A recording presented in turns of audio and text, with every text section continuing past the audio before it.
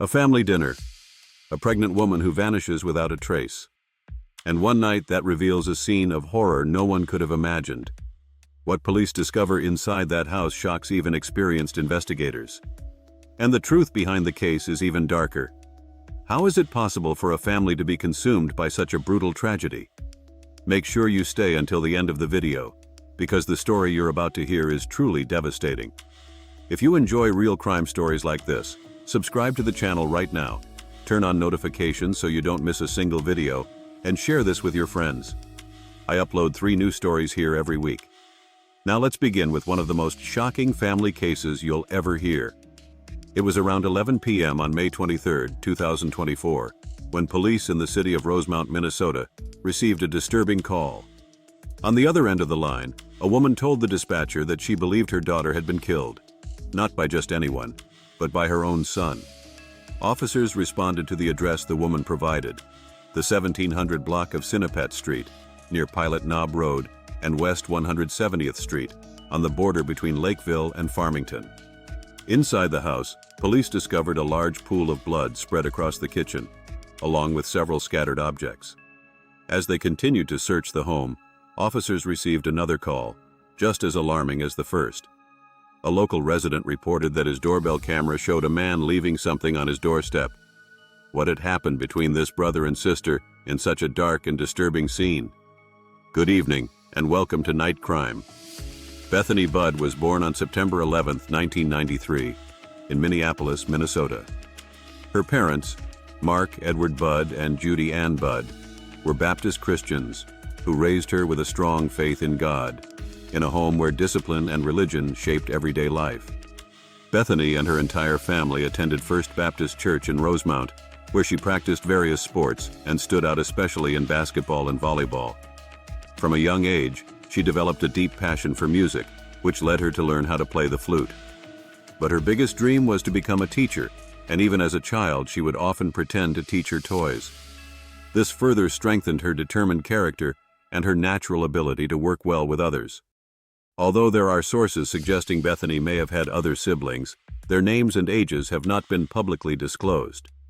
It is known that on April 24, 2001, Mark and Judy had another son, Jack Joseph Budd. The media does not specify how close he and his younger brother were to Bethany, but her parents said she enjoyed being the beloved child in the family and described her as a responsible and devoted young woman who was always ready to help. It may have been this very character that led Bethany to start playing volleyball at a club in Rosemount and later to join her high school team.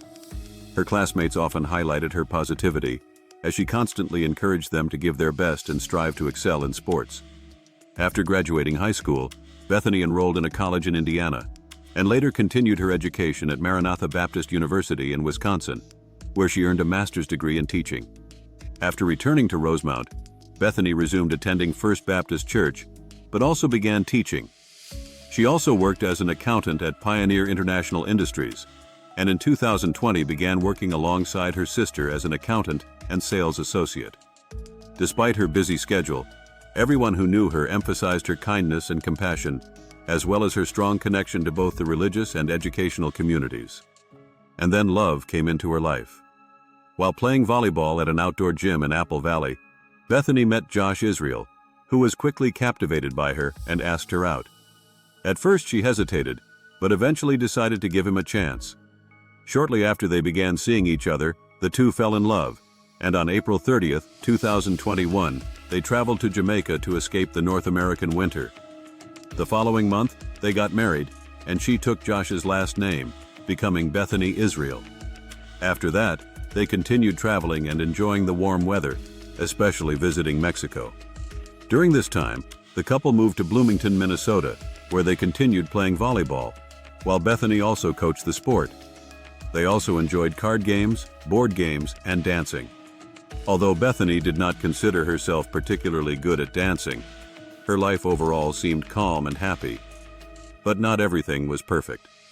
In 2022, Rosemount police received a call related to the mental health of Jack, Bethany's younger brother. No public details were released about what happened at that time, nor whether the young man was evaluated by doctors or given any diagnosis. Although Jack had no criminal record, There is also no evidence that police had ever been called for violence between him and his older sister. However, it is clear that at that time, the situation within the family was not entirely stable.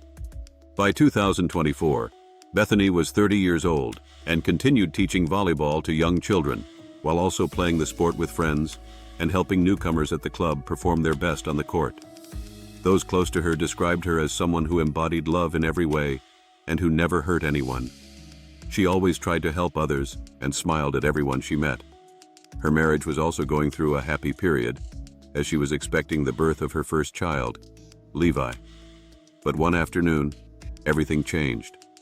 On May 23, 2024, at around 6 p.m., Bethany went to dinner at her brother Jack's house in Lakeville, Minnesota. From that moment on, she stopped responding to messages and calls from her family. Around 11 p.m., her mother decided to drive to Jack's house to see if something was wrong. When she arrived, Judy saw her youngest son running away from the house at full speed. She went inside, searching for her daughter, and found a large amount of blood, but Bethany was nowhere to be found. Without wasting time, she called the police. Authorities arrived about 10 minutes later, and upon entering Jack's home, they found a significant amount of blood on the kitchen floor and cabinets. But that was not all. Police continued searching the house and discovered a blood-covered saw, an axe, and large knives. Shortly after, they also found several human body parts. At the same time, a Rosemount resident called 911 to report that a man had left what appeared to be human remains on the steps outside his home. The discovery shocked the entire area. Stephen Bond, one of the neighbors, told the media he had never seen so many patrol cars gathered in one place. Another resident, Richard Magnuson, said that Rosemount is a quiet community and that this was the first time something like this had ever happened there. Authorities then began searching for Jack, who appeared to be the only suspect in Bethany's disappearance. Minutes later, officers received another tip that led them to a suspiciously parked vehicle in the 3700 block of 148th Street. The car was empty, but police knew Jack could not have gone far. A perimeter was established, and additional units were called in to search the entire area. After a short search, officers found Jack hiding near a shed in the backyard of a home in Rosemount. The young man was covered in blood and had an apparent self-inflicted knife wound to his neck. Despite this, he seemed aware of his surroundings. He was even able to tell officers the date, the time, and the name of the current president when asked, something that left investigators puzzled.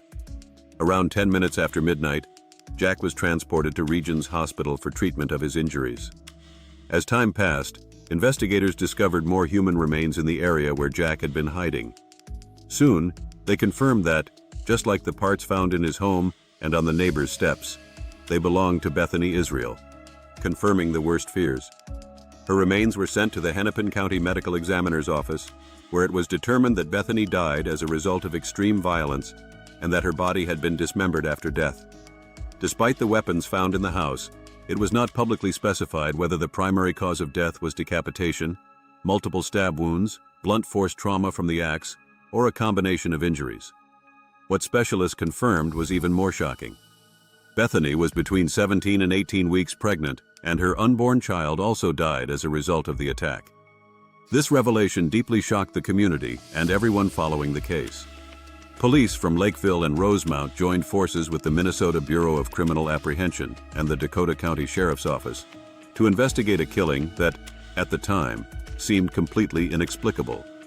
And as the days passed, even more disturbing details began to emerge.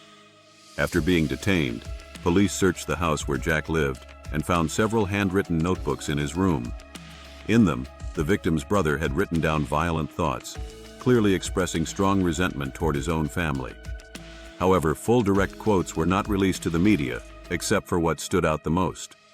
On some pages, Jack spoke directly about Bethany and claimed that he became angry when he learned she was pregnant, because in his view it meant that his sister was no longer innocent. Although both the victim's family and the suspect were practicing Baptists, the concept of innocence in this context likely carried strong moral and religious meaning. Based on available information, Jack interpreted his sister's pregnancy through his own religious lens. These handwritten journals became part of the evidence in the case, And according to prosecutors, they suggested that Jack had planned the murder of his sister, or at least had intent to harm her. On May 28, 2024, Jack Joseph Budd, then 23 years old, made his first court appearance. Prosecutors charged him with 2 counts of second-degree murder, one for Bethany's death and one for her unborn child. In other words, they argued the killings were intentional, but without proven premeditation. The court set bail at $1 million with conditions. However, due to his self-inflicted injury, Jack was not medically cleared for immediate pretrial detention and remained in the hospital. Meanwhile, the family mourned Bethany's loss. The Budd family and the victim's husband launched a GoFundMe campaign to help cover funeral expenses and cope with the emotional impact of the tragedy. Although Josh Israel did not make many public statements, it was clear that the crime that took the lives of his wife and their unborn child had shattered his world. Bethany's parents were not charged in connection with the crime following Jack's arrest. They remained private and did not make extensive public statements. On June 9, 2024, a memorial service honoring Bethany's life was held at Transfiguration Lutheran Church in Bloomington, Minnesota. Pastor Ellis Pokel led the ceremony, and everyone present remembered how Bethany had brought light into their lives through her teaching, her friendship, and the love she carried. Meanwhile, the defense began building a case that the accused suffered from mental health issues, which were reflected in his own journals and writings. However, at that stage, those arguments did not gain much traction. On October 15, 2024, a Dakota County judge ruled that Jack was competent to stand trial. This did not mean he was mentally healthy, only that he understood the legal process and was capable of assisting in his defense. Following that decision, Jack's legal team stated that they would pursue a defense based on insanity or mental impairment during the trial. The reason was that under Minnesota law, a person is not criminally responsible if a mental illness prevented them from understanding their actions or recognizing that those actions were wrong at the time of the crime. On January 9, 2025, a Dakota County grand jury stepped into the case, as prosecutors believed there was now enough evidence to support the claim that Jack committed the crime with premeditation. The charges were upgraded to first-degree premeditated murder, one for his sister and one for her unborn child. Although the exact reason for this decision was not publicly disclosed, it is likely that both prosecutors and the grand jury considered signs of planning found in Jack's journals, along with the level of violence, the use of multiple tools, and the time between the attack, dismemberment, and movement of the remains. With all of this against him, the defendant ultimately decided to plead guilty. On January 21, 2026, Jack Joseph Budd pleaded guilty to first-degree premeditated murder and dismemberment of his sister, as well as first-degree premeditated murder of her unborn child. As part of the plea agreement, other charges, including the original second-degree counts, were dropped or merged into the final agreement. Dakota County Attorney Kathy Keenan stated that the charges in the Bethany Israel case are deeply disturbing and horrifying. She assured that her office would continue working to ensure justice for the victims and the necessary support for the family. If the court formally confirms his guilt, Jack faces a mandatory life sentence. As of the time this video is being recorded, he remains in custody at the Dakota County Jail and is scheduled to appear in court again on May 21, 2026. At that time, the state will once again consider the defense argument regarding his mental state and possible mental illness. However, this case leaves many questions unanswered.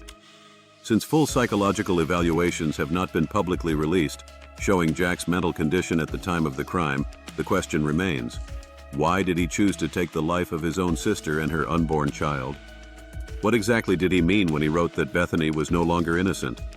The court must do what is right to ensure justice for the victim and her family. But it must also examine the circumstances that led Jack to this point, especially considering his self-inflicted injuries and the police call related to his mental health back in 2022. The only certainty is that the Budd family was plunged into a horrific tragedy. They lost their daughter, their unborn grandchild, and their other child will likely spend the rest of his life in prison. Once again, dear viewers, thank you for being with me in this new episode. Thank you for staying until the very end. Don't forget that you can follow me on social media. I'm currently on Facebook, Twitter, TikTok, and Instagram. You can also find me on Spotify, Apple Podcasts, Amazon Music, and YouTube Music. I say goodbye with a warm embrace, and if you haven't subscribed yet, I warmly invite you to do so. Join us and become part of this incredible community. Until next time, good night.